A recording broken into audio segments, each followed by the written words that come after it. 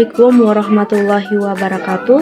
Perkenalkan, nama saya Wilda Mayangsari, NIM 2110302013. Pada kesempatan kali ini saya akan menjelaskan tentang pembahasan retorika. Pengertian retorika. Retorika berasal dari bahasa Inggris retorik dan bersumber dari perkataan Latin atau retorika yang berarti ilmu bicara. Retorika sebagai suatu ilmu memiliki sifat-sifat rasional, empiris, umum, dan akumulatif. Rasional, apa yang disampaikan oleh seseorang pembicara harus tersusun secara sistematis dan logis. Empiris berarti menyajikan fakta-fakta yang dapat diverifikasikan oleh panca indera. Umumnya, arti kebenaran yang disampaikan tidak bersifat rahasia dan tidak dirahasiakan karena memiliki nilai sosial. Akumulatif merupakan perkembangan dari ilmu yang sudah ada sebelumnya, yaitu penggunaan bahasa secara lisan maupun tulisan. Retorika secara sistematis dan metodologis telah dipelajari dan diteliti dipraktekkan oleh Socrates dan penerusnya. Secara filosof, retorika dapat dirunut dari nilai-nilai yang dikandung di dalamnya. Filsuf Aristoteles mempertegaskan bahwa emosi manusia bervariasi dan ini dapat dipergunakan oleh seseorang atau pembicara untuk mempengaruhi audiensnya. Aristoteles memberikan pengertian bahwa retorika sebagai seni yang memiliki nilai-nilai tertentu. Ada beberapa seni memiliki nilai. Yang pertama, public speaking atau retorika adalah suatu komunikasi, tempat komunikator berhadapan langsung dengan massa atau berhadapan dengan komunikasi atau audiens. Yang kedua itu public speaking atau retorika digolongkan pada komunikasi massa. Alasannya bahwa speaking atau retorika harus dibedakan dengan pidato-pidato lain.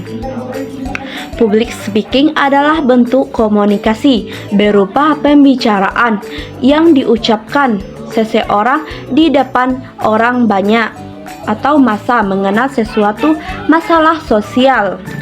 Yang ketiga itu tujuan public speaking atau retorika digunakan untuk menyadarkan dan membangkitkan orang banyak atau mengenal masalah sosial sehingga tidak diperlukan digunakan suatu uraian ilmiah rasional. Tujuan retorika terutama berusaha mempengaruhi audiens atau komunikan. Yang keempat itu retorika dan pidato dibedakan sebagai berikut. Pertama, retorika diidentikan dengan public speaking, yaitu salah satu bentuk komunikasi dengan audiens yang cukup banyak. Bahkan ada yang menggolongkan retorika sebagai komunikasi massa.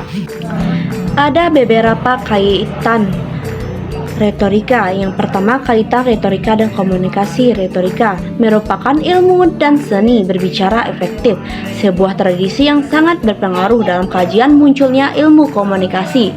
Retorika menjadi cikal bakal berkembangnya ilmu komunikasi, terutama komunikasi ujaran atau speak communication.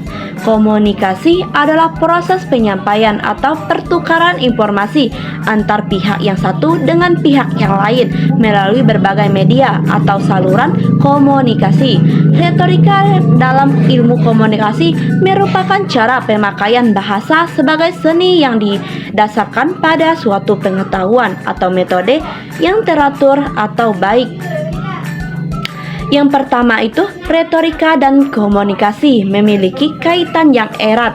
Keduanya saling melengkapi dalam proses penyampaian, proses dan persuasi. Yang kedua itu persamaan retorika dan komunikasi. Baik retorika maupun komunikasi bertujuan untuk menghasilkan pengaruh atau perubahan pada penerimaan pesan. Keduanya menggunakan bahasa dan alat komunikasi yang sama seperti kata-kata, nada suara, gerakan tubuh, dan ekspresi wajah. Keduanya melihat proses penyusunan pesan yang efektif untuk mencapai tujuan komunikasi tertentu. Yang ketiga itu Perbedaan retorika dan komunikasi. Retorika lebih fokus pada seni dan keindahan bahasa, serta mempengaruhi emosional yang dihasilkan dari penggunaan bahasa yang efektif. Komunikasi lebih fokus pada pertukaran informasi dan pemenuhan kebutuhan komunikatif antara pihak yang terlibat dalam komunikasi. Selanjutnya, dalam konteks komunikasi, retorika digunakan untuk membangun argumen yang kuat, mengatur isi pesan, dan mempengaruhi audiens. Retorika melibatkan penggunaan strategi bahasa, memilih kata yang tepat, penggunaan logika, dan penggunaan gaya berbicara yang persuasif. Komunikasi yang efektif mempertimbangkan aspek-aspek retorika seperti audiens yang dituju, tujuan komunikasi, pesan yang disampaikan, dan cara penyampaian yang tepat. Dengan memahami retorika, seseorang dapat menyampaikan pemikiran dan ide-idenya dengan lebih persuasif dan efektif. Yang kedua itu hubungan antara retorika, pidato, dan hubungan sosial persuasif sama dengan retorika.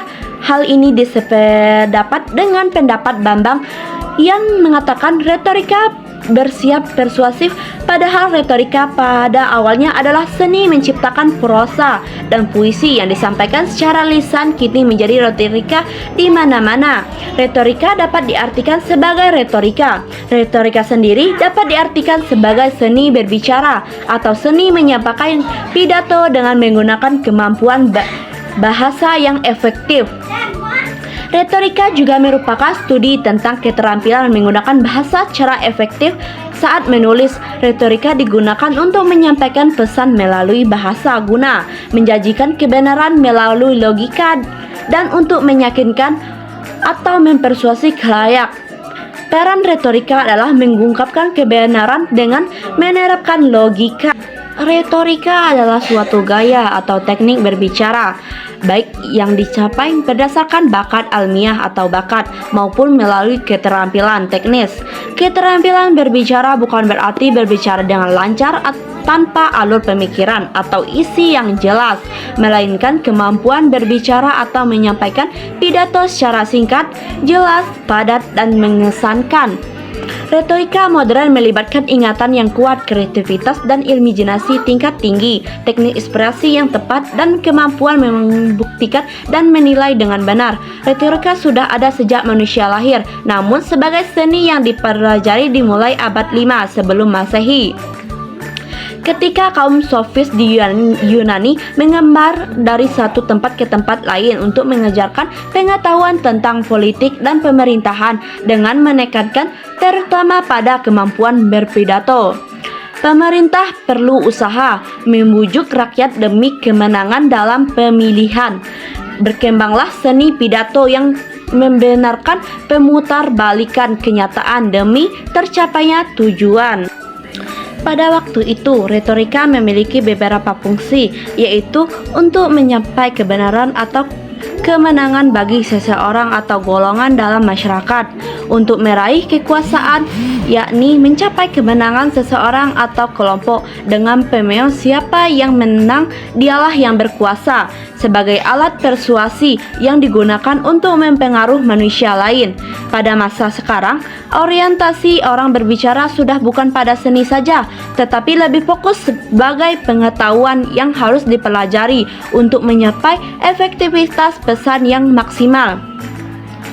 Retorika sekarang lebih dikenal sebagai public speaking atau orang awam menyebutnya sebagai pidato yang lebih menekankan kemampuan berkomunikasi di depan orang banyak sehingga memperoleh hasil seperti yang diinginkan. Retorika adalah seni penggunaan bahasa secara efektif atau mencari tujuan tertentu. Retorika bukan hanya tentang berbicara di depan umum, tapi juga bisa digunakan dalam berbagai situasi sehari-hari seperti bernegosiasi, menjelaskan tugas, atau membuat konten media sosial.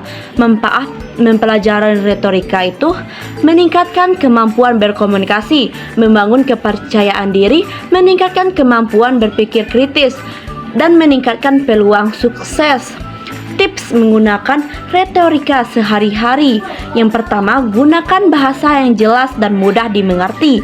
sesuai bahasa dengan audiens. Berikan contoh dan bukti, gunakan bahasa tubuh dan yang positif. Berlatihlah pesan utama. Kesimpulan, retorika adalah keterampilan yang penting untuk dikuasai semua orang. Dengan mempelajari retorika, kamu dapat meningkatkan kemampuan berkomunikasi, membangun kepercayaan diri, dan mencapai tujuan yang diinginkan.